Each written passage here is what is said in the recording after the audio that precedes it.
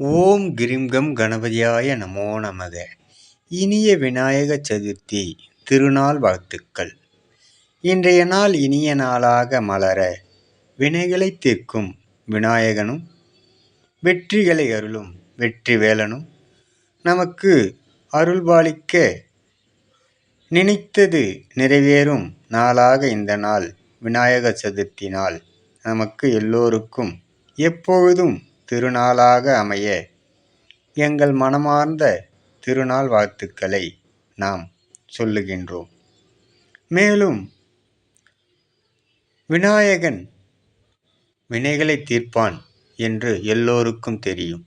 அதேபோல் வெற்றிகளை அருள்வான் முருகன் என்றும் எல்லோருக்கும் தெரிந்த ஒன்று. அதனால் இருவரின் அருளாசி அனைவருக்கும் கிடைக்கப் பெறுக.